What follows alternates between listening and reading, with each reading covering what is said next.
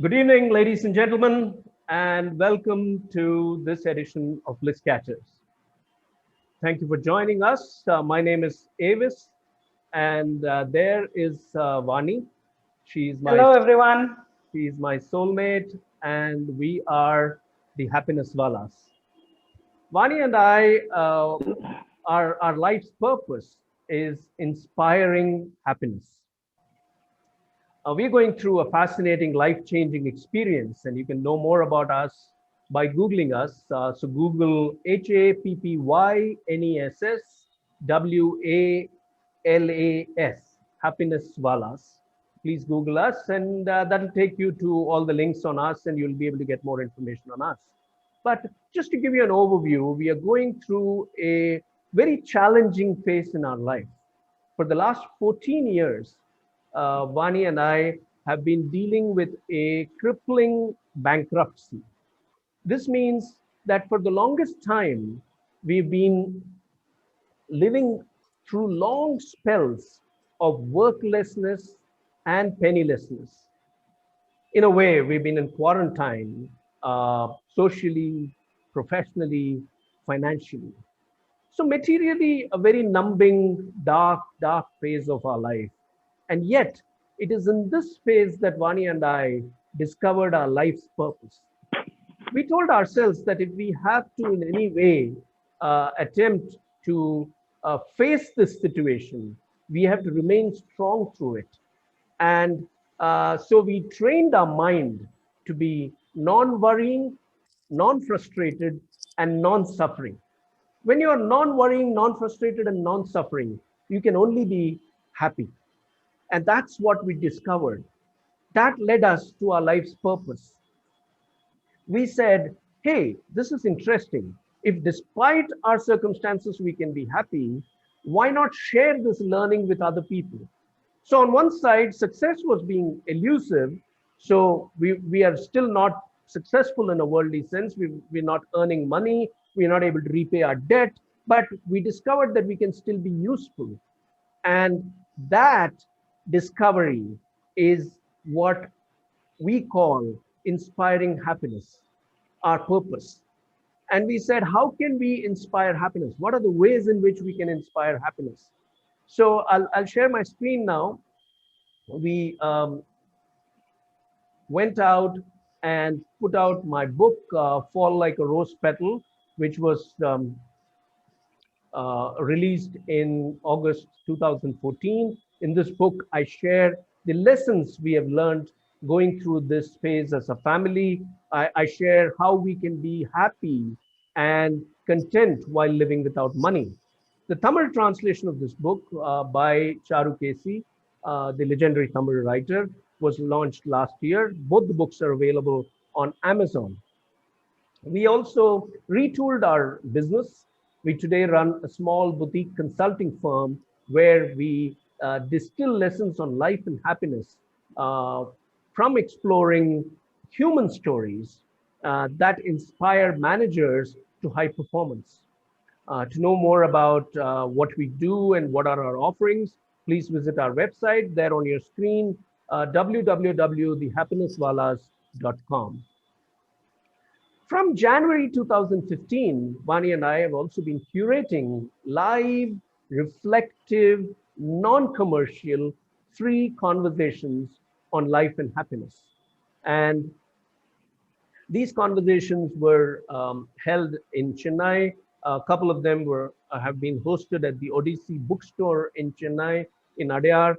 But after the pandemic broke out, we have brought these conversations onto Zoom, and therefore we reach a wider audience. Now, these are conversations where we share learnings on life and happiness with audiences while exploring the journeys of our invited guests.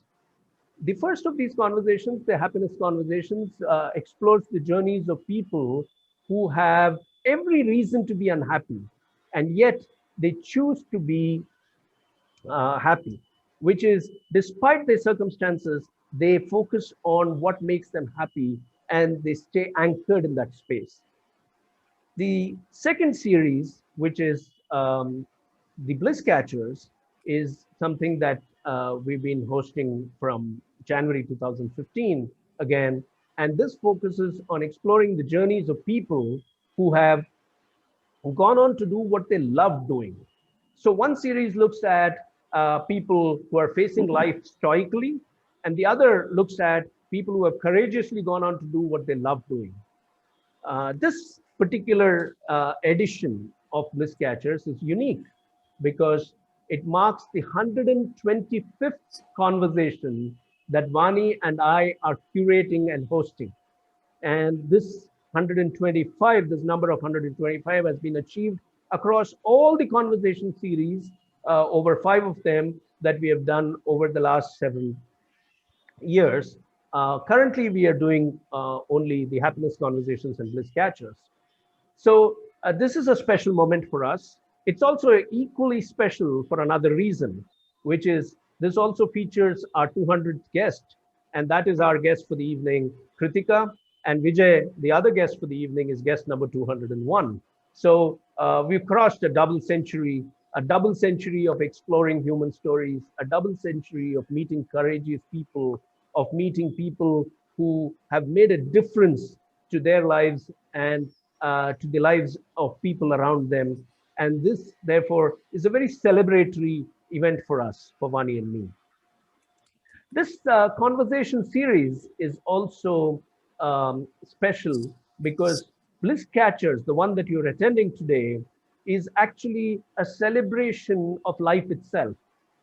It is celebrating Joseph Campbell's philosophy of follow your bliss.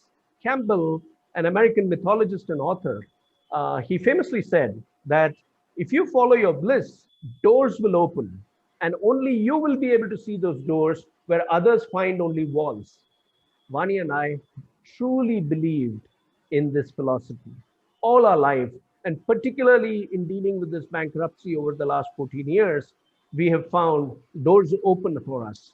And we have stayed on course with following our bliss of exploring stories, our bliss of uh, bringing to life uh, people who have had the courage to do what they love doing, to uh, face the world and move away from the earning a living bubble and do what they deeply believe in.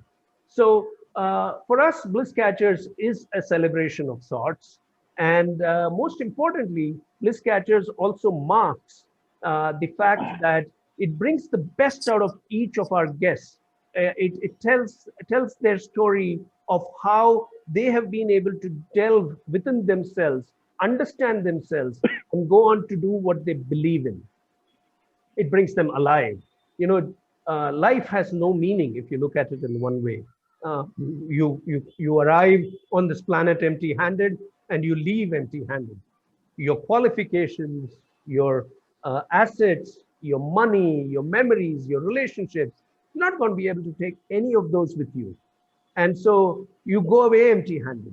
So if you look at it, you'll be suddenly shocked. Life has no meaning. And it will come to haunt you, this question. So life has no meaning. But you bring meaning to your life, said Campbell. You bring meaning to your life because you bring meaning to it by doing what you love doing. And when you do what you love doing, you come alive. Being alive is giving your life meaning, said Campbell. So we celebrate that spirit. And we've done 6 seasons of Bliss Catchers so far, featured 109 guests so far in 55 editions, and we have found one common thread uniting all of them, which is we have found all of them understanding, believing that their bliss is the reason why they live. You can know more about the series and what we do when you catch this film on YouTube. It's on my YouTube channel, and you can go there and look up this film. It's a short film, 12 minutes. It's made by a bliss catcher himself and a conservation educator, Ramnath Chandrasekhar. The film is titled The Right Reason Why You Live. This particular edition of Bliss Catchers and this entire season 2020 is dedicated to the memory of a phenomenal bliss catcher. We lost him in February this year. His name is Sri Krishna Shivakumar. He featured in the fourth season in June 2018 alongside Jayant, Flute Jayant. And Krishna qualified to be an engineer, but went on to be a filmmaker because he said his heart, his soul was not in engineering. And he unfortunately was one of the people who tragically died in that terrible, terrible event that happened on the sets of Indian 2 in February this year. So Krishna um lived a short life, but a meaningful one, a beautiful one, and he went away following his bliss. So this entire season 2020 is is a season that we dedicate to his beautiful memory and celebrate his life as a bliss catcher. Today, we are in the 56th edition of Bliss Catchers, and our 110th Bliss Catcher is Krithyka. 111th Bliss Catcher is Vijay Jayapal. Both of them are with us, and we're going to have a fascinating conversation with them. But before I go there, I want to thank all of you who have joined us from different parts of, of the world. In fact, we have a very diverse set of people. We have someone from Seattle, we have someone from Dubai, we have someone from Varanasi, Jaipur, we have people from Vellore, Trichy, Tirunelveli, Chennai, of course, a few people, and somebody from Trincomalee in Sri Lanka. So we have a very diverse range of people who have joined us today. It's a small audience, but a meaningful audience. And just for all of you who are new to this format, we have started on time. We will end on time at 8:30. You will be on mute all through the conversation today. And we request you, members of the audience, to turn off your videos so we can, I'm recording this conversation, and the excess bandwidth will be useful for us for the recording. We do not take any raised hands or any questions during the entire conversation. You may leave your comments and thoughts in the chat box, and we'll be happy to pick them up at the end of the conversation. If you're experiencing any audio or video difficulty at this time, please leave the meeting and come back. It should be a Zoom issue, and will settle down in a few moments when you rejoin the conversation. If we have a problem at our end, if at all any of the four of us who are on, part of the team having the conversation, if any of us has a internet outage or a power outage situation, we'll be right back. So please bear with us. Our building particularly has got a 24/7 backup, so we shouldn't have a problem. We're going to have a great conversation. I'm going to stop screen sharing, and I'm going to introduce both Krithyka and Vijay to you in a moment. Let me just get a couple of tech things out of the way. Yes, I'm all set. Okay. How did we meet Krithyka? Let me start there. Krithyka was a guest, was an audience member in the Bliss Catcher conversation we had with the artist Aarti Shivaramakrishnan, and that was in April 2019. And Krithyka, I remember you were the one who won the mug as a souvenir sitting in the audience. So she was among the people in the audience, and we later read an article about her in the Hindu, and we invited her for coffee. And what struck us, both me and Vani, about that coffee meeting with you, Krithyka, was that you said you can really do a lot of things outside the box when you don't chase numbers. And in fact, when you follow your bliss. So that's what struck us the most. She has a fascinating story. We're going to delve into it in a little bit, but her story is really of taking the plunge from literally from above 4,000 meters above sea level. And she says for her, Venya, her enterprise is not a business enterprise.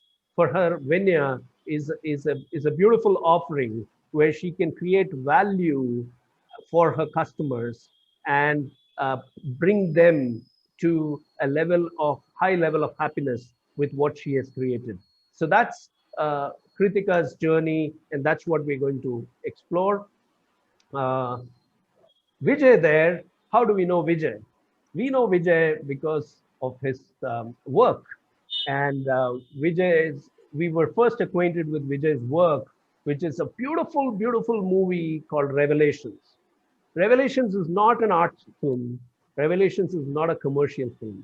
Revelations is a beautiful film, aesthetically made, high on production quality, with some very powerful performances that explore human relationships. And it is set in Calcutta. It's a film in Tamil, but set in Calcutta.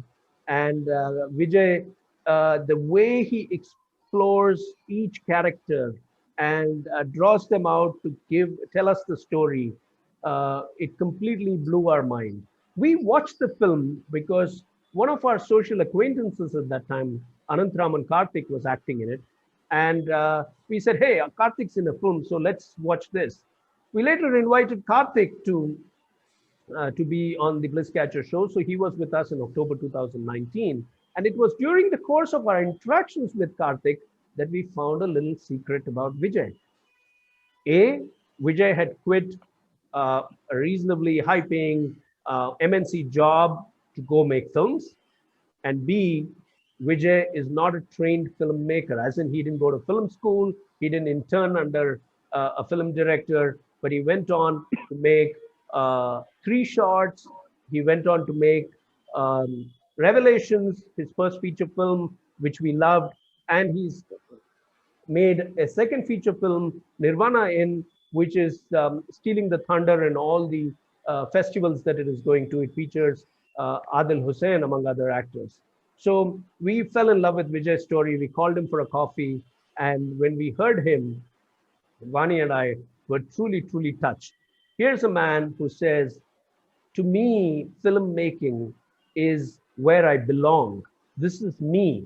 I'm not doing this for anything else, but because I feel a sense of belonging in the space. And that's why he is here as our Bliss Catcher this evening. So thank you so much, Vijay. And thank you so much, Krithyka, for joining us. Let's get on with the conversation. So, Vijay, I'll start with Krithyka and then come to you. For Okay. those of you who are Sure. really new with the format, we'll keep going between both stories and closer to 8:15, 8:20, and kind of draw the learnings from both of them. So, let me start with you, Krithyka. Um, Krithyka, when we sat at Starbucks and we had that coffee, you told us that your fiance then had asked you just a couple of months before your marriage as to what you would have been doing if you were not having that IT job that you were holding at that time. So you were in an IT job, but your fiance's real question was, supposing you were not in IT, what would you be doing? And you told us that you told him that you would be designing jewelry. So I meant to ask you that first question. Where was that answer coming from? You hadn't been to any art school in that sense. You had not uh, interned with a jeweler at that time. But designing jewelry, where did that answer come from? First of all, thank you, Avis and Vani, for having me here. Where was the answer coming from? Maybe because it was at that time when Priyan asked me, what if not IT? We were on a spree shopping for wedding jewelry and bridal wear. Maybe I was soaked in it and I just blurted out. I don't remember saying that consciously. So, but right from childhood, I've enjoyed daydreaming, predominantly about design.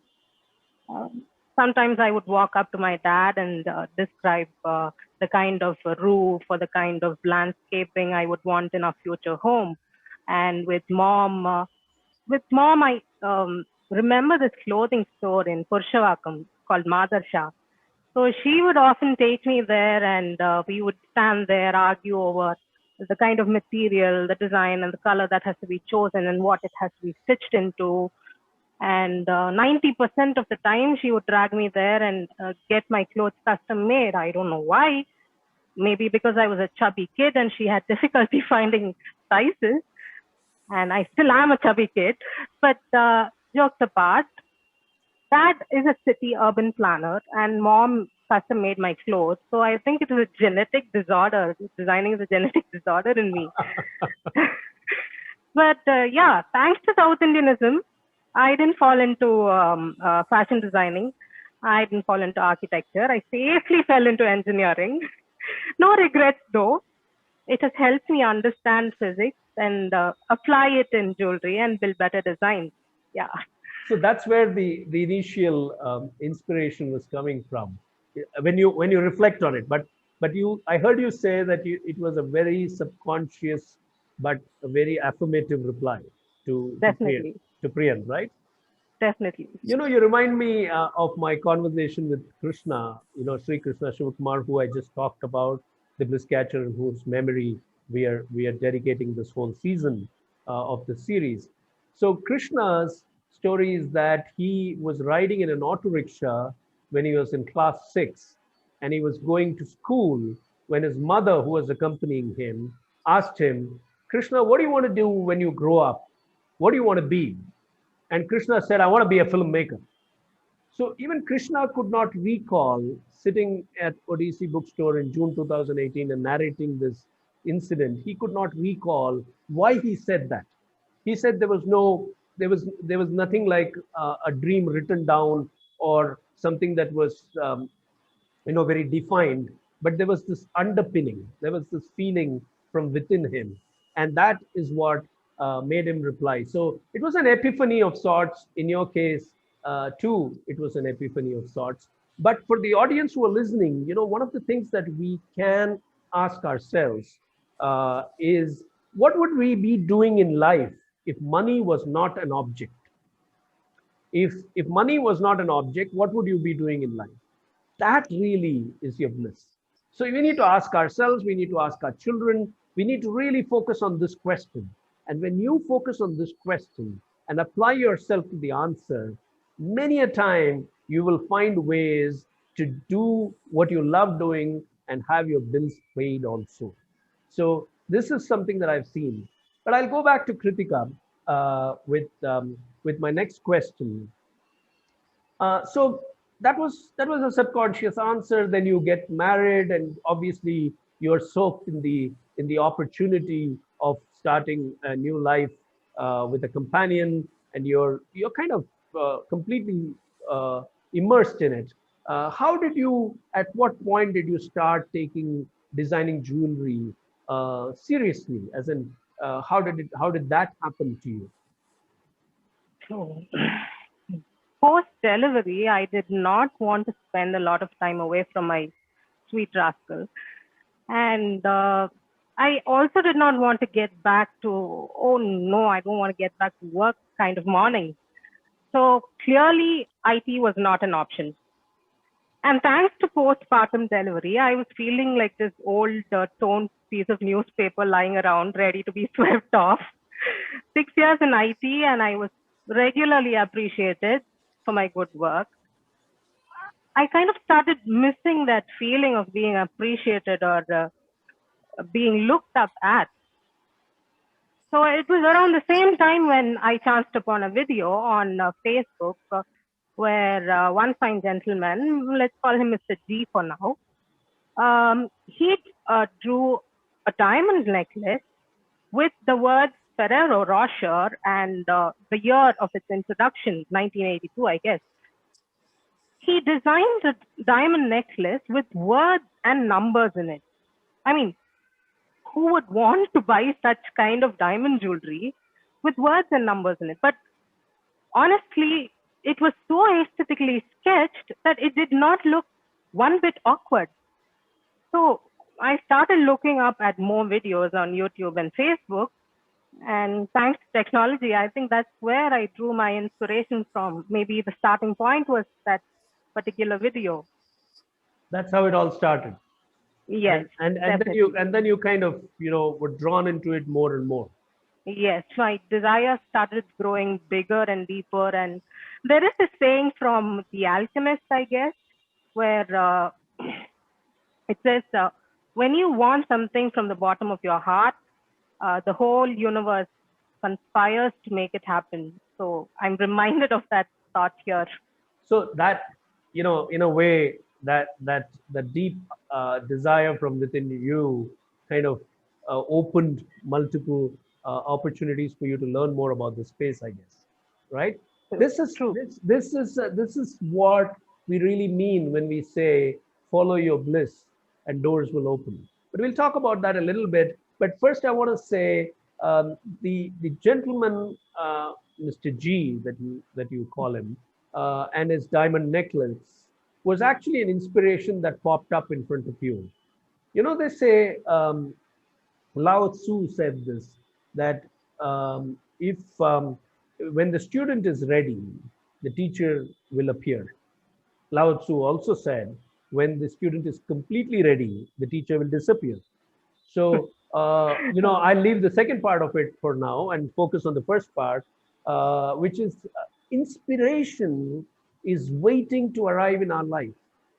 If we take our eyes off the earning a living track, the moment we take our eye off the track, which is don't focus only on it, and you look around, when you expand your vision, when you expand the gaze, and you kind of zoom out, inspiration always arrives. I have this story about, many people ask me, how did you end up writing a book? I started my career as a journalist, and then in 1995, I remember telling Vani in Bangalore that I don't want to be a writer anymore. I'm sick and tired of this. I will never ever write again. 12 years went by, the bankruptcy started, and there was a deep craving within me to express myself, in the form of the kind of emotions and experiences that I was feeling and going through. But I didn't have an inspiration. So I started writing letters to my two children. And lo and behold, from nowhere, my school group from more than 30 years before came together, and I started posting some of my thoughts on the school group, and I got a lot of encouragement from them, which helped me continue writing my blogs, which went on for almost 10 years until 2017, when I made it like a 3 times a week exercise as opposed to a one blog post a day exercise. So inspiration arrives when you take the first step. And I think that's what I'm taking away from you. I'll come back to you, Krithyka. We'll continue your journey, but let's go to Vijay there, because I have my first question for Vijay. Vijay, when again, it's about the inspiration part of it. Uh, when we had coffee together, I remember you telling me and Vani that for you, cinema was always the thing. It was what kind of woke you up every day, even much before you had become a filmmaker. So, do you have any thoughts on how you feel when you look back? How cinema was always drawing you into its fold? Well, first of all, thank you so much for having me here, and thanks to hi to Krithyka and Vani and all the guests. And yeah, see, I think cinema has been an integral element of my life right from my childhood, and I guess cinema is a big, part of everybody's life in Tamil Nadu, because we are all so fascinated about cinema all the time. But maybe I took it little further, and right from my childhood, I was always keen in watching films and studying films and all of that. And so slowly, I was a film buff. I was a film buff. I was a cinephile, watching a lot of films. Of course, my first introduction was the commercial cinema of the South. Then I started watching Hindi and Hollywood and all of that, and slowly moved other places. But for me, movie watching is it's a very passionate thing. No, it's not. I don't see cinema as just an entertainment. At least for me, it's a very passionate thing to do. For me, going to a theater is like going to a temple. No, I've said this to you when we met. No, because sometimes when I go to a theater and I wait for my friends to come late, no, I get irritated because they will come, they will slowly pick up their popcorns at Satyam, because some of them come to cinemas just to eat Satyam popcorn. So they'll be, so I will get irritated, like, then they'll say, what if we lose a few minutes? For me, I want to see the film from the first thing. I don't want to even miss the CVFC certificate, that comes. So if I miss that, I miss something. So because for me, it's like going to a temple. It's not a theater. When you go to a temple, you go there with a lot of devotion and with discipline and focus. You can't go into a temple and speak in your phone. Of course, people do that, but it's not the right thing to do. So it's like that. And slowly, so it was like that even from my childhood, watching films. And my parents are also big film buffs. They watch a lot of films, and all my introduction to cinema started from them, actually. So that's how it started. And yes, slowly I started watching a lot of films, and slowly I got interested in cinema. And I especially like going to these single screens, which we don't find that many these days. I somehow hate multiplexes. I don't know. I still love the single screens. And there is a theater in Chennai called Sangam.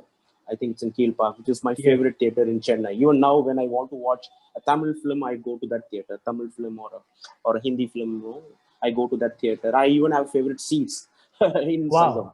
I always try to book them. Now, thanks to online. Of course, earlier when I was a kid or when I was in my teens, online booking wasn't there. So now, of course, thanks to all the online platforms, I can go and book tickets. So if I don't get those 2 seats, I will not book. I'll wait for those 2 seats to come up, because I want to sit I want the right vantage point for me to sit and watch the film. And that's when so that was the fascination to watch cinema in Sangam. And then it became a fascination, like, what if I make a film that will one day get screened in Sangam?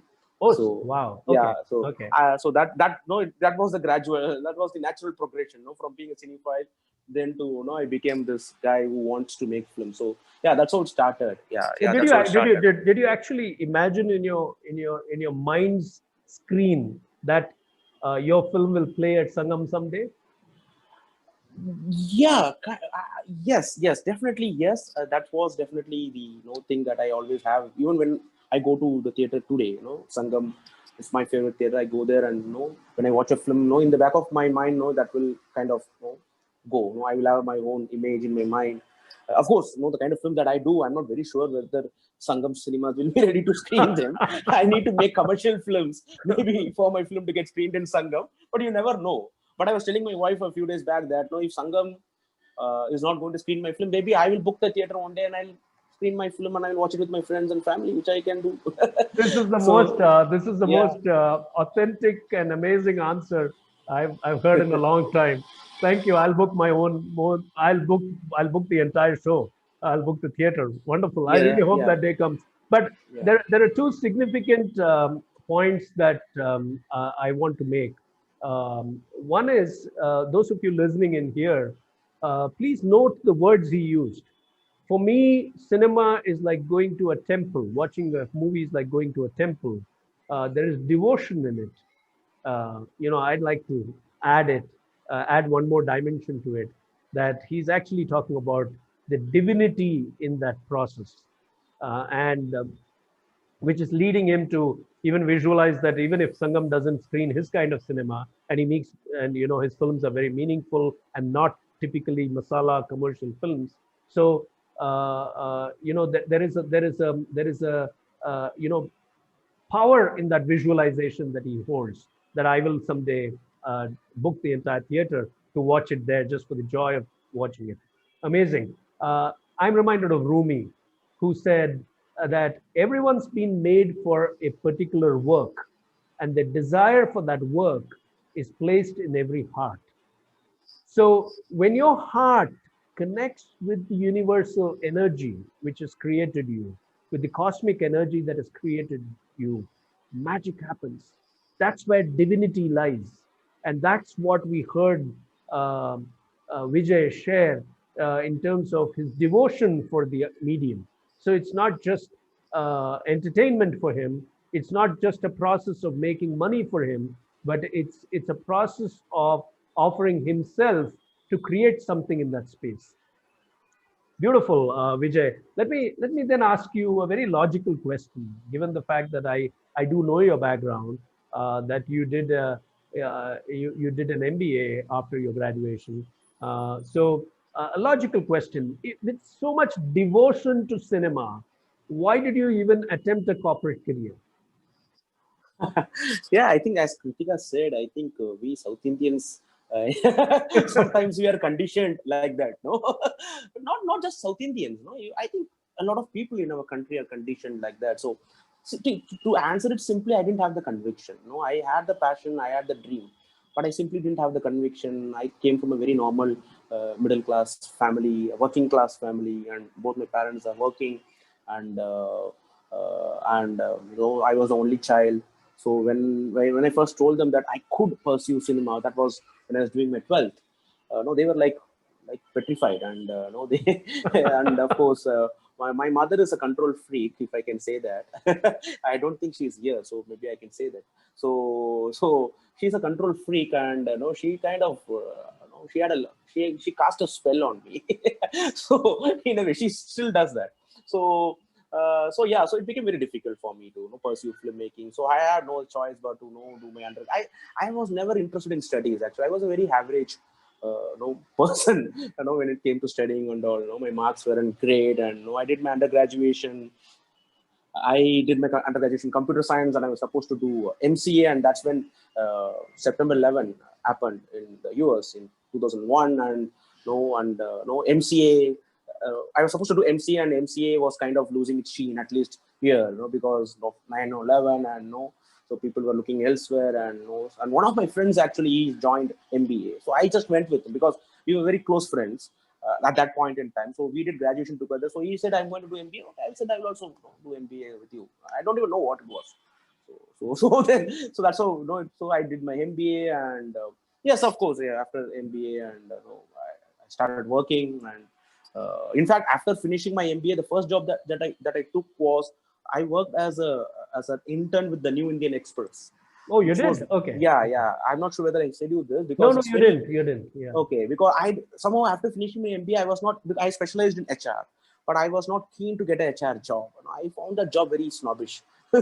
So I was kind of trying to see how I can escape. So I just applied. I just bumped into this job, online or something. I applied and I got it. So I was working for Indian Express for 6 months as an intern. And that was a very fascinating period because that's when the US elections happened in 2004, and that was the time when Veerappan got killed. So I had an opportunity to cover all of that and write about that Really? on the Okay. website of Indian Express. So that was but only 6 months. But then again, my parents were like, why are you did MBA and now you're doing working in Indian Express, blah blah. No, I was not having the conviction. I was a drifter. I was a drifter till 30. It's very shameful to say, but I have to admit, Right. I was a But drifter. this is, don't say it is shameful. I think it's all of us, we learn to wear our lives on our sleeve the way you are doing. It's very important to do that. So there's a big learning there. To come here on a Bliss Catcher conversation and say, I was a drifter. And I want to make you Yes. feel better. I have a very difficult chemistry with my mother too, and some of the phrases you used apply in my life as well. Yeah. So we are together. We are brothers. Yeah. Mothers are always tough. No, many will have a different view, but Yeah. it sometimes it does Yeah. happen that Personal somebody experience. Yes. somebody sometimes ends up behaving in a manner in which we feel the pressure, Yeah. and it's our experience, it's our lived Yes. experience, Yeah. with due respect to Absolutely. others' experiences. Absolutely. So Absolutely. I'm picking up something very very interesting here, which is that many families, many parents, millions of them, encourage their children, condition their children to sacrifice their what they love doing on the altar of perceived security, which is financial well-being. And a point that I have learned, today, marching into my 50s, somewhere on that journey in my 50s now, I can safely say that it takes around 15 years for anyone in any career to establish themselves, no matter what you've studied. So why not allow children to have a focus on following their bliss? Why not allow children to go do what they love doing and encourage them to become better and better at doing that, so that in the same 15-year period that they would become well established in another profession, they actually do that in a space where they love being in, and that way we would have gifted them happiness. And I think that's very, very powerful, a very powerful thing to do. So I feel you made that point very, very perfectly. I'm going to come back to a very important question to you in a little bit on how did you actually snap out of that drifter phase. Okay, but before that, let me go to Krithyka. I'll have to turn on her audio. It went off. Now Sorry, it's I good. had a No, bad no, throat, so I just muted myself. Sorry. no, it's okay. We can hear you now. We can hear you. So let me now ask you, when you decided to quit your job uh, in the IT space, you had no prior experience in designing jewelry in that sense. So where was this decision coming from? What drove you to do that? First off, the reason I quit my IT job was because I exhausted all my earned, unearned sick leave, casual leave, and everything. That was the primary reason I quit my IT job. But then, yes, when I looked up at this video on Facebook by Mr. G, I immediately texted him, asking him where he'd learned to design and sketch so beautifully. He gave me the details, but by the end of the conversation, he kind of figured out that I quit my IT job and I was looking at jewelry as a career option. So he said, why do all these courses? It's just a mere waste of time. Come join me. You can have hands-on experience. His dad had a jewelry boutique, so he asked me to come and work for him. For him, I was a resource at throwaway prices. But for me, I felt like கும்பிட போன தெய்வம் கோவிலோட குறுக்க வந்த மாதிரி ஒரு feeling. I immediately jumped at the opportunity, and there I was sitting in his boutique. And Mr. G, he was introducing me to his clients. So this is Mrs. Krithyka, yes, and she's a new design head. What? I didn't know that. So this title, the design head, I did not want to lose it. So I put all my heart and soul into whatever I did. His clients started specifically asking for me. They started appreciating my work. They started sending me feedback. I remember one of the clients saying that her daughter never fancied gold jewelry, but the ornament I designed for her, she wore it. She absolutely loved it. So for me, as a person who never had any formal education in leave alone jewelry designing, in designing itself, it was a big deal for me. So yeah, that inspired me. And later on, Mr. G also pulled me into his brand launch. I don't want to go into the specifics, but yeah, apart from coordinating the production of his jewelry pieces and quality checking them, he also assigned me a task where I had to find out the history of nose pins. So I reached out to journalists, I reached out to historians and my friends who worked in arts and science colleges to find out if there was some book lying in their libraries on nose pins. And then I pulled my dad, my husband, and we went around the whole city to every library. And finally, we got just one book in Connemara Library, which actually did not speak about the history of nose pins, but it gave a broad overview on the varieties of nose pins from ancient India. So that was how I actualized my aspirations. That was just a sneak peek of how much I worked for it. Beautiful. I think there is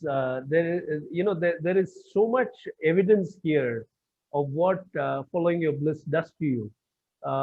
Let's kind of sum up what she said, that she quit for a different reason, but as she was quitting, a door opens with Mr. G, who even gives her the title of a design head, And she defines it as kumbada pona deivam vandu koviloda nera varudhu. So what she was looking for comes to her on a platter. And this is what Campbell says. If you read up Joseph Campbell, he says this. He says, when you follow your bliss, you're putting yourself on a track that was always there, waiting for you. So the only job you have to do is to step onto that track. And when you step onto that track, people come into your field of bliss, into your zone of bliss, and they connect you to other people, or they open doors for you that will connect you to other people. And that's how the journey flows. So that's what I'm really hearing you say. You brought evidence to the table. So it was beautiful that it happened in this manner. Thank you for sharing that, Krithyka. Thank you. But let me ask you now a more deeper question here. Doing designing, working for another brand, working for an employer gives you joy and also puts money on the table, right? You have a confirmed paycheck and all of that. But being an entrepreneur, being a personal jewelry designer with your own line, Venya, is a different ball game. So you indicate that there was a specific moment in your life when this decision became a kind of imperative for you. And that moment was in Bovec in Slovenia, 4,000 meters above. And you said, what am I doing with my life? I need to be designing jewelry. You came to that moment. So talk to us about that moment. Talk to us about what gave you the courage to set off on your own and launch your own line. Honestly speaking, Venya was not my idea at all. So one fine day, Mr. G said, hey, why don't you start your own brand? I'll support your back end. I'll look after that. And why don't you just start your own thing? And this overwhelming opportunity on one side. And on the other side, I felt claustrophobic in that boutique because Mr. G would ask me to look up at Harry Winston or Cartier and understand their design. Mr. G's dad would say, see, I know my clients very well. Get me a fresh set of designs from Pinterest or wherever. I'll approve them. Work is done. And then the dad's PA would come and say, look, understanding, reading, surfing the internet, all this can be done at home. You come and help me out with inventory and receivables. So there was a lot of chaos. I wasn't allowed to do what I actually wanted to do. So there was frustration on one side and an opportunity on the other. And I was seriously starting to think of my own brand. And that's around the same time when my husband took me to a vacation in Europe. So in Bovec, Slovenia, I decided to go skydiving. It was a beautiful 3-hour drive to the mountains in Bovec. Snow-capped mountains a little further away and lush green valleys, blue skies, and a beautiful river flowing by. Got onto a plane and jumped off of it and screamed my lungs out and just vented out all the pent-up frustration and without being judged by anybody for the screaming. And there was this pilot behind me saying, hey, look here, I'm recording a video, and look there, I'm taking photos. And he was going on and on incessantly. That led me to doubt if the parachute above was open. I couldn't even look up and confirm if the parachute was open. And I was descending faster, even more so because of my heavy weight. So that was the moment I thought, oh, no, I don't want to die. Ashvika came in front, and then jewelry designing. I was like, what? Death is laughing at me. And here I am thinking about Ashvika is legit, but why jewelry designing? That's where I decided, okay, done, period. And then I came back to Chennai. And later on, Mr. G, he said, he had a surprise for me. He said, look, I don't want you to go around and tell people that you work for me or for the boutique or for my dad. I was confused and I asked, why, what happened? And then he said, I'm getting calls from I am Ahmedabad asking if you work for me or the boutique. So I clearly said no. And there I stood, looking like the silliest liar in front of India's greatest educational institutions. Sorry about that. So Take it easy. I know this is an emotional moment. So yeah, I'll give you a breather, just so that no, people. I'm fine. I'm fine. You're I'm fine. fine. You're fine. Okay. Yeah. Go ahead. I had actually applied for a creative and cultural business program with I am Ahmedabad, and I had given his contact number for a reference. And yes, my application got rejected thanks to my first cousin, Mr. G. That's when my dad said, look, you should be very happy and grateful that all of this happened in the very beginning. Now they can't take credit of your success. Go on, stand on your own legs, and you prove to yourself who you are and what you're capable of. You don't have to prove to anybody else. Thanks, Dad. That so it was not out of confidence, but it was out of rage. It was out of anger. It was out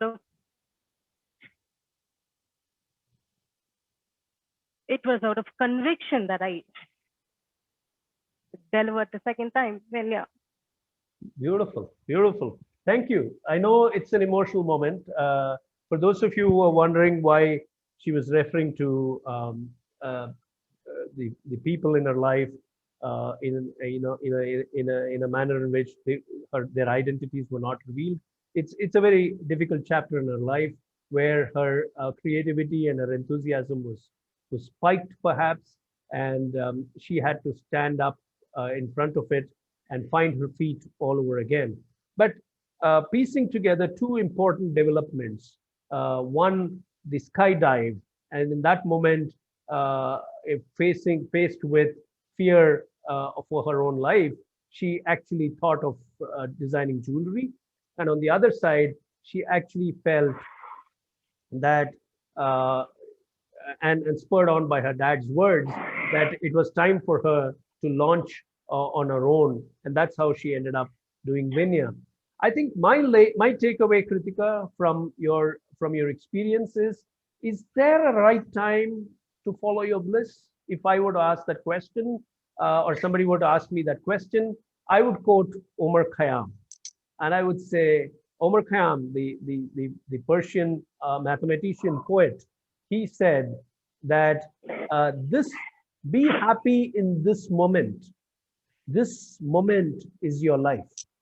So for all of us on this call, this is the only life we have in this moment right now. And we have to decide not to postpone our happiness for the sake of other people. And we have to go on to do what we believe in and what we love doing. So in a way, Krithyka's dad did very well by guiding her, by pointing in the right direction. And so that is the story of how Venya was born. It was born, as she says, out of conviction, but it was also born in a very, very dark moment. It was also born in a lot of chaos and confusion, perhaps, which is fine, because only when you are lost in life can you find yourself. Remember that. Krithyka, I'll move on to Vijay's story and come back to you in the end. One more time, I still have one question at least for you. So let me unmute Vijay here and go on to ask you your question, Vijay. So how was your decision to break away from that corporate job taken? What was your inspiration to do that? Where did the courage come from? Well, I think sometimes courage comes from a dark space. So because I was I was working for 7 years in this corporate thing, doing something which I really hated. And then I turned 30 in 2012. So I asked myself, so what I have done? As I told you earlier, I was kind of a drifter for the first 30 years of my life. Of course, say 15 years maybe, I don't know. So I was a drifter. So when I turned 30, I was asking myself, so I haven't done anything which I really uh, which I wanted to do in the first 30 years. So what am I going to do for the next 30 years? So am I going to continue uh, doing something which I've been doing for the last 30 years, or should I do something else? And that was also a time when I was also going through some issues in my personal life, with my marriage and all of that. So there was every marriage sometimes will go through some flickers. So that was my phase when I was going through some flickers in my personal life. To be specific, my married life. So I was in a dark space too, and I was telling myself, so what should I do now? Because I was not happy. I wasn't happy, and I told myself, what should I do to make myself happy? Because I think at the end of the day, being happy is very, very important in life. Because we chase a lot of things in life, but we can have all the things in the world, and if we are still not happy, then what's the point of living the life? So I told myself, what is that can really make me happy? And the only thing that came to my mind was cinema. Wow. So that's the only thing that can really make me happy.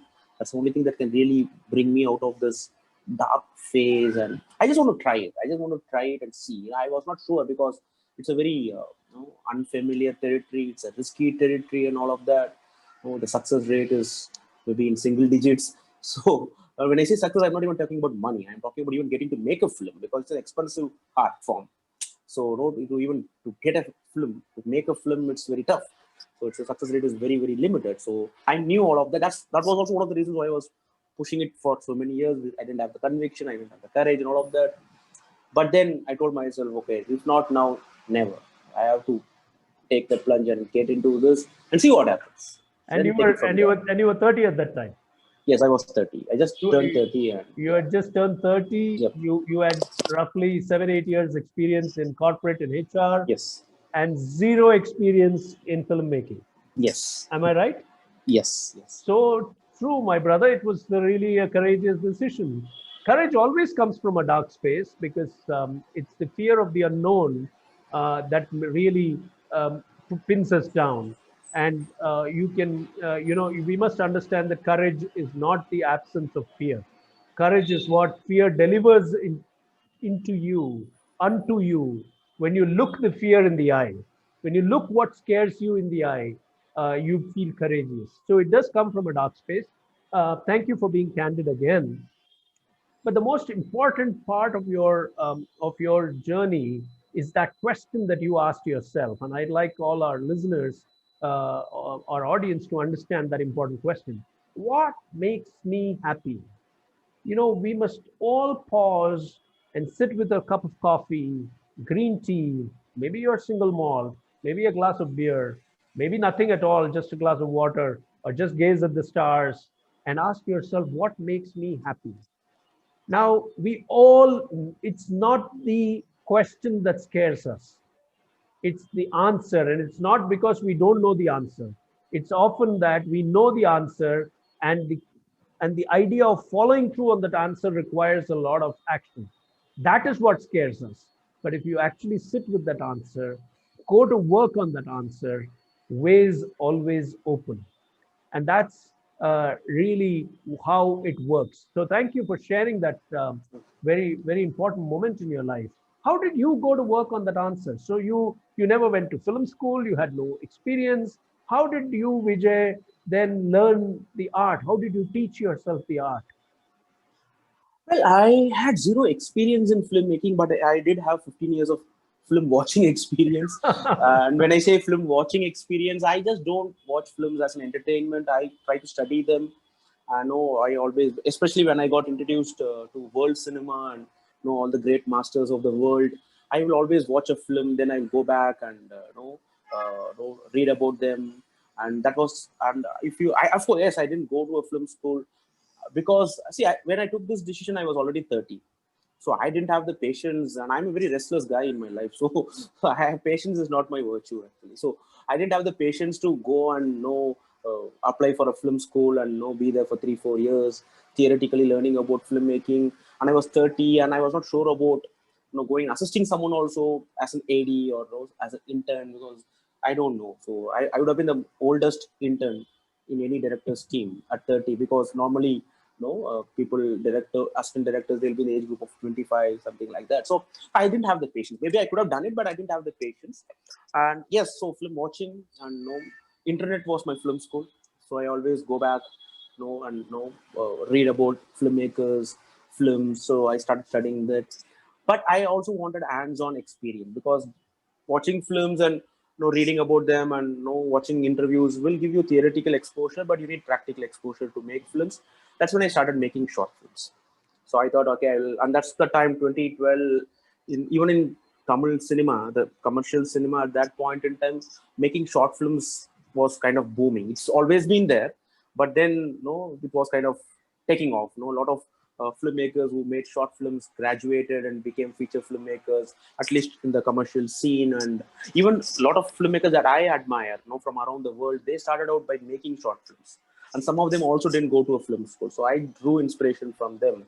So I can quote a lot of filmmakers. So yeah, so that's how it started. So I started making short films, and that's when I started learning the rudiments of filmmaking, because filmmaking is a very technical job. And I wanted to be a storyteller, but I also wanted to understand the technique of storytelling. For that, you have to get there and do your job. And as I said, cinema is a very expensive art form, and it's a collaborative art form where you will need at least, even for a short film, you need at least, say, 15-20 people to come together and work together. And so you will have to handle them, a lot of people management. And that's where my HR background also came into to help me to managing, because filmmaking, especially being a filmmaker, being a film director, many times it's about managing egos, managing people, which is very tough, because you are managing egos of people or artists. Artists, sometimes everybody has an ego, but sometimes artists have even bigger ego. I'm not sure whether I can. How did you deal with your own ego? What if you had failed? Today you have 3 shorts and 2 films behind you, but what if you had failed? So did fear of failure ever strike you? It was always there. It was always there, and even now I have that. Because it's a very turbulent profession to be in, because you are not very sure. There is no stability. There is no surety with anything. So it was always there to start, and sometimes that's what keeps you going. Also, when you are very assured about everything, then you will also become little lackadaisical, or you will become very arrogant sometimes. So that fear also sometimes keeps, it can become the fuel for you. And at least for me, that fear of failure has been the fuel for me from day one. Whatever that I've done, in a span of 8 years, I've done short films and features, and I never stopped working in the last 8 years. So this is a beautiful point you're making. I'll come back to you in a minute, but I'm picking up a very beautiful point. Your fear actually served as your fuel, and it's hard to believe that you're an impatient man. There's so much calm and clarity with which you are speaking right now, and I'm sure you must have had a lot of dark moments of self-doubt and fear, and the question, am I on the right path? At different points, you might have dealt with those questions, but you come across as somebody who truly has employed fear to drive you, because there is a sense of conviction. There is, if you, and I'm saying this not just as somebody who's had a coffee with you and who's having a conversation with you, but as somebody who's seen your work in Revelations. If I had not explored your journey, it looked to me like the work of somebody who's done a lot of deep study of cinema, which is a fact actually. Although you didn't go to a film school, or you didn't go to train under an established filmmaker, but you have been a student of cinema. But the other big learning I'm also Yes. getting from your journey, Vijay, is that it's fearlessness is a great enabler. Your ability to deal with fear and convert it into a fuel to drive you forward. Helps you get into an immersive space where the fear doesn't chew you up. People get debilitated by fear, but if you employ it as a fuel, you are able to put it to work. And I think we can see that in your journey. Uh, I'm going to ask you a very logical, if I have time, I'll come back later for a last question. But before I go to Krithyka, I want to ask you one very important question. Three short films, two features, one of them so critically acclaimed and celebrated in festivals all over. Nirvana in even Adil Hussain won an award for that film recently.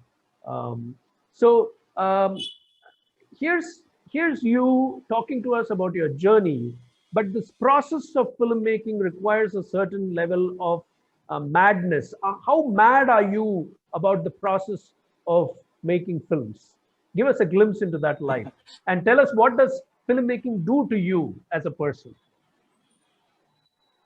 Well, I think you have to be mad if do anything, especially when you're trying to do create something, when you're trying to break out of the clutter and create something. It could be anything. It could be cinema, it could be music, it could be art. In the case of Krithyka, it could be jewelry designing. It could be anything. You have. So for me, see the process. More than the process, the problem for me was, as I said earlier, expensive hard. You need money. You can have all the talent in the world, but if you don't have money, and if you don't have the right people with you, then it becomes a problem. So, but thankfully for me, thanks to my 7-year job, I had some savings and all of that, which I put back into making films. And then when I made Revelations again, it was like getting money from left, right, and center. There was savings which I have to take out, the FDs that I have to break. I have to. My mother, of course, even though she had a lot of apprehensions about me getting into cinemas, she was very supportive. So, I know she gave me her jewels, which I pledged and got money because my first film is not a commercial film. So when I wrote the script, I know that nobody is going to produce that film, so I have to do it myself. And again, I was restless, so I was not ready to go around and ask people for money. So I said I'll do it myself. So I got money from my mother, my wife, my own savings, and all of that. All the 7-year job that I did, it came in handy. So that's how I made my first feature, Revelations, and even before that, the short films. So, but see, filmmaking, especially independent filmmaking, is very, very. It's like a battle. It's like a war because you will have a lot of challenges. You will have budget constraints, you will have time constraints, you will not have the right resources. So it's very, very tough. But at the end of the day, the passion, I think, the passion for cinema and the passion for creating something is what really, kept me going, and it's still, keeping me going. And yeah, so that was the process in terms of, because the joy of making a film, creating something, it's, of course, I'm talking from my personal experience. It could be different from another person. It's so, when I've shot something and when I sit on the editing table, and I really like the post-production process, because that's when you are in a room alone with your editor or with your sound designer or with your music composer, just sitting there and giving final touches to the film and all of that. Because shoots can be chaotic, because you will have a lot of people. Like Revelations, I had 50-60 people, and Nirvana, we had even more people. And the problem for me is, especially with my second film, it's in Hindi and I don't speak the language. So here this Chennai guy going to Manali and shooting a Hindi film with a predominantly Hindi crew, and I was not speaking the language. Sometimes I have to speak to them in sign language because my Hindi is terrible. So, and some of them, the light men and all, they don't speak English. So, and now that my English is great too, so I have to really it's so tough. But then the passion is what really keeps you going. Otherwise, you can fizzle out very easily. So what does the final product do to you when you totally 5 films you made? What does the final product do to you? Well, the final product. See, of course, I go and watch the films in festivals and all of that. But before that, when the first copy is ready, and when I have a look, So I feel so happy. As I said, it's see, that's why I'm here. That's why I'm here. That's why I'm here to create something. To create something. To in a way, I don't know whether I can use this word. It's too early. Maybe leave back a legacy. No, because see, like I made 2 films now. Even if I don't make films for the rest of my life, I'm still a filmmaker. Beautiful, beautiful. See, I'm Thank still a you. filmmaker. Nobody can take that away from me. Thank you. You remind me of 2 things. One is that's why I'm here. That part, it's the reason for your creation, your raison d'être, as they would say in French. It's that. The second is I feel that madness. You're walking that line of lunacy, pledging everything that you've got on that final product, and going with the process with a daring. You remind me of the Hindi word, which I mean, actually an Urdu word, but it has a Persian root called ishq. See, in Hindi, love is pyar. Mohabbat is also pyar, Yes. love. And ishq is also love. Is there a difference? So, ishq comes from a Persian root. It actually means completely insane, total intense love, and totally intense love.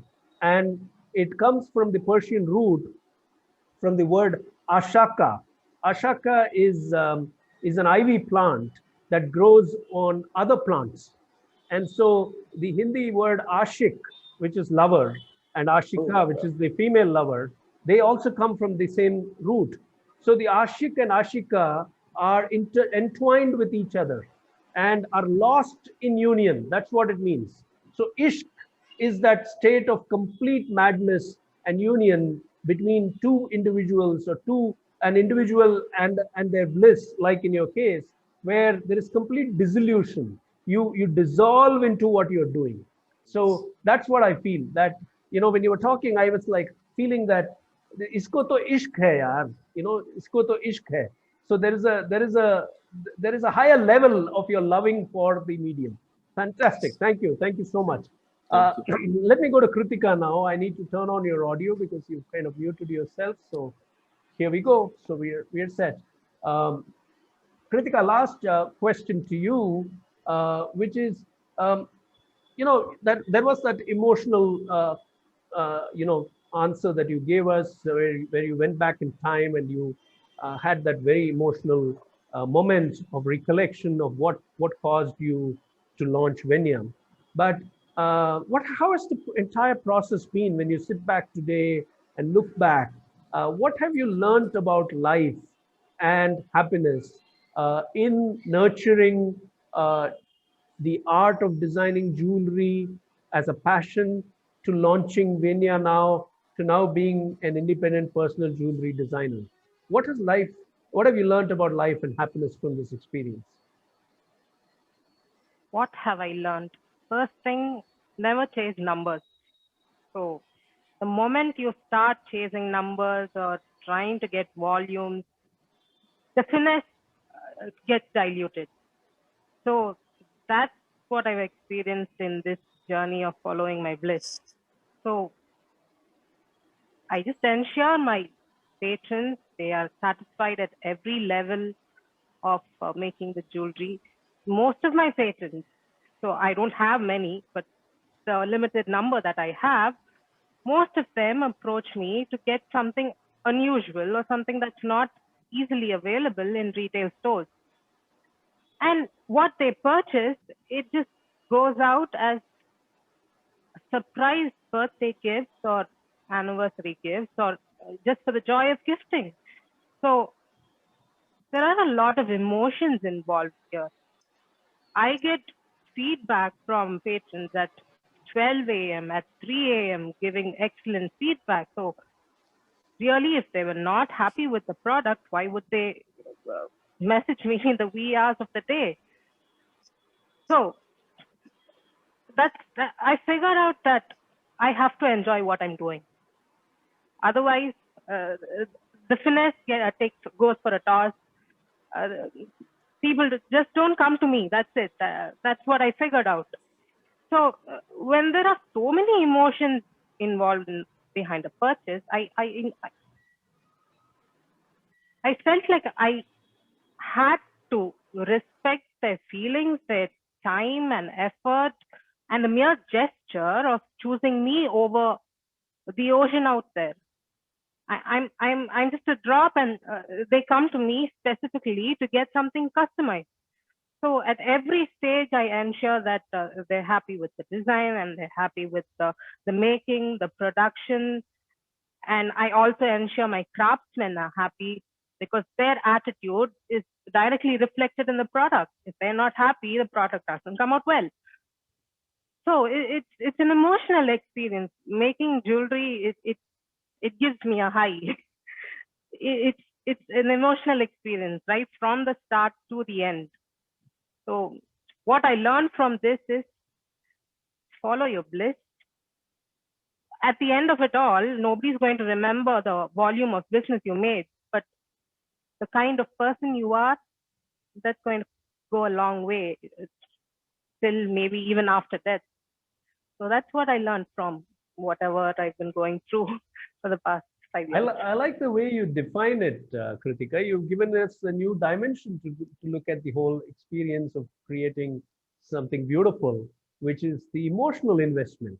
I think particularly in your case, when you're designing jewelry, there is a physical investment in terms of the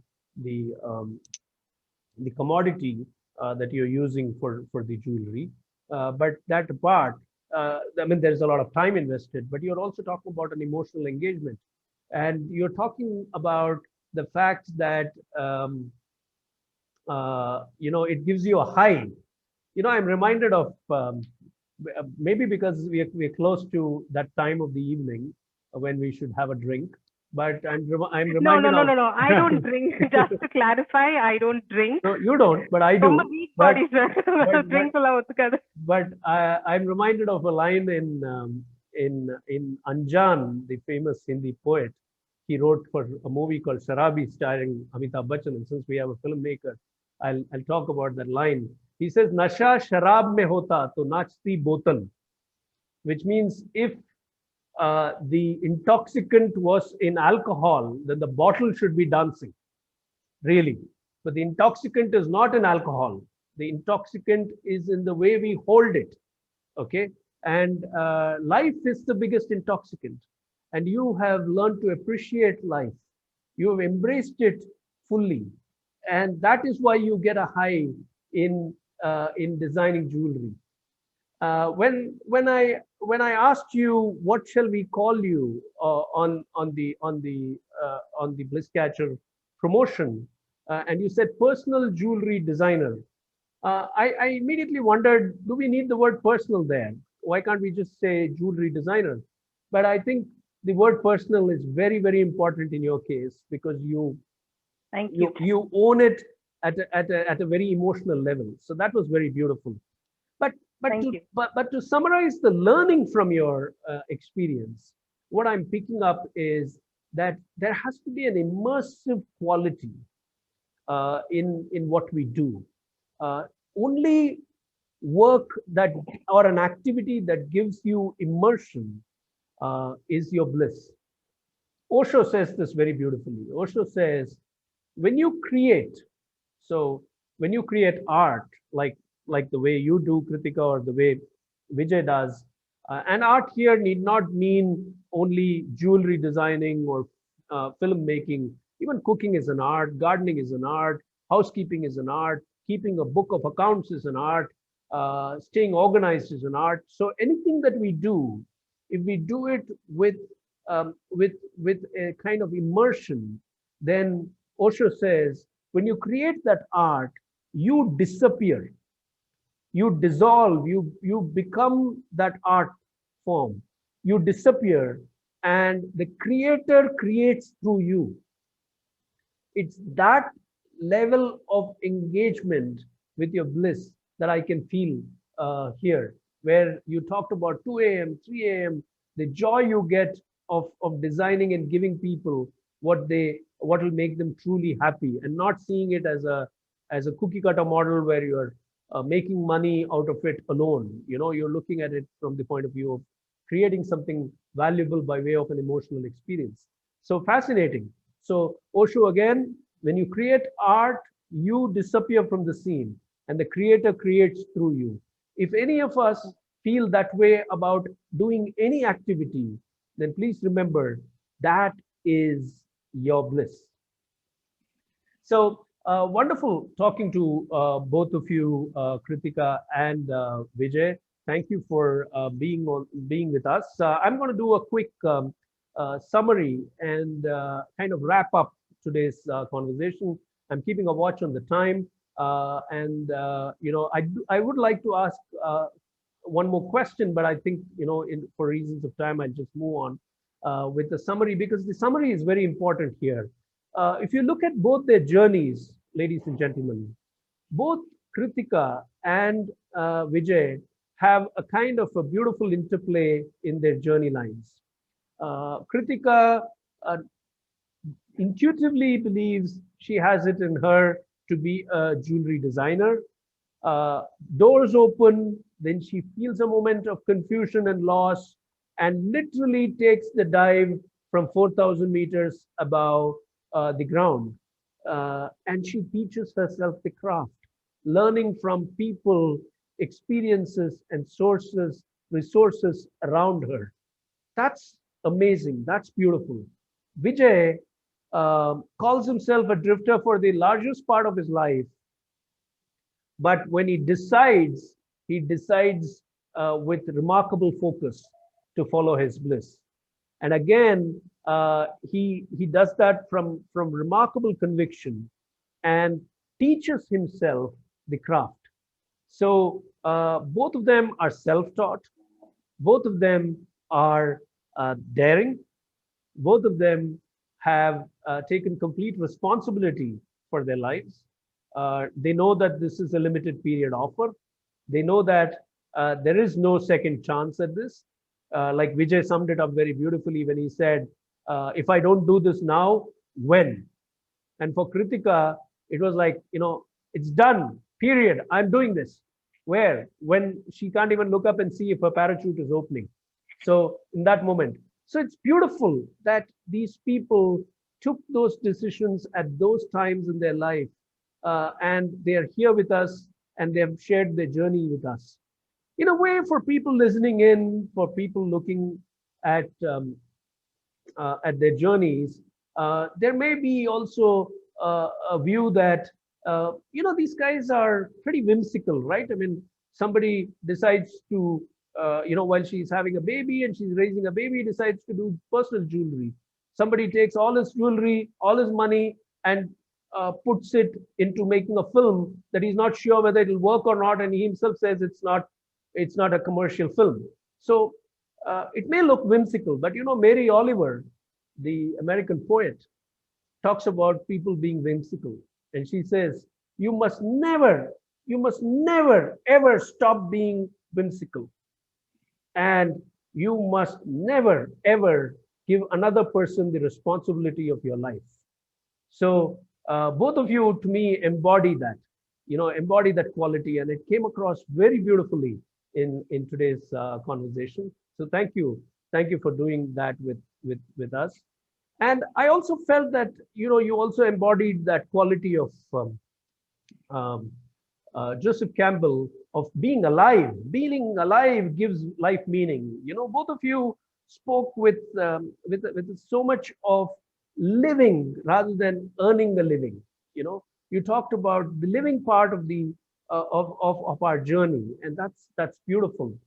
I'll end with I normally end with Rumi, but today Rumi is not coming to me for some reason.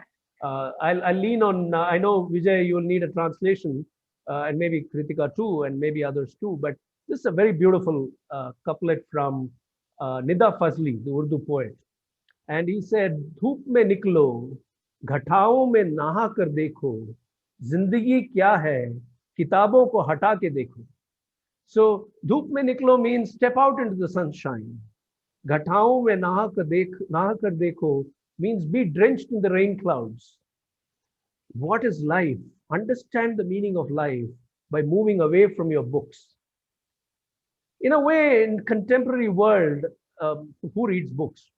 Very few people read books. So I think the word books can be replaced with devices. So understand what is life by moving away from your devices.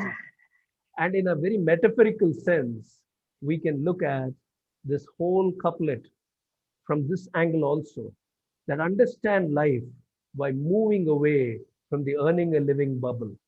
Money is important. Money must be made. Ask Vani and me. We've been living without money for 14 years. We know how difficult, how painful it is. But we must not at any time forsake our lifetime on the altar of perceived financial security. And that is why Nida Fazli's words are beautiful. Understand what is life, what is living, by moving away from the earning a living bubble. So amazing conversation there, very beautiful. And thank you, both of you, for sharing that. I'll just open your audio tracks for you to just acknowledge what I'm saying. Thank you so much for joining us, Vijay and Krithyka. Thank you, AVIS and Vani, for having us. Thank you so much. And I'll now for the Thank you so much for having us. Thank you so much. Yes, it was wonderful. I'm glad we all synced well. We synced well on time, and we are going to be able to end this on time. But before I do that, I'd like to take a moment to make a couple of announcements, and then we will open up the screen for some pictures. But let's get on with the announcements here. So what we have coming up for you, just give me a second as I pull up the screen. What we have coming up for you next is Bliss Catchers, the next edition on the 28th of November. We have two wonderful Bliss Catchers joining us. One is a geologist who found his bliss in stand-up paddling. He hit a low in his career and embraced stand-up paddling. And today, after notching up several records, he has made it his life's purpose to increase awareness on eco-conservation through stand-up paddling. Kumaran Mahalingam, he'll be joining us from Barmer in Rajasthan. And we have a young man who would have well been a cricketer, but he embraced music and is today a music composer, Aditya Ramkumar. He'll be joining us from Chennai. And this is happening on the 28th of November. We do have the usual announcement I make for those of you who would like to register or share this number with somebody who may want to register for our programs. It's 98409-78823. We will need your name, email ID, mobile number, and the city you live in for us to add you to our mailing list. It's a non-spamming mailing list. You get only invitations to our free programs that we conduct on that mailing list.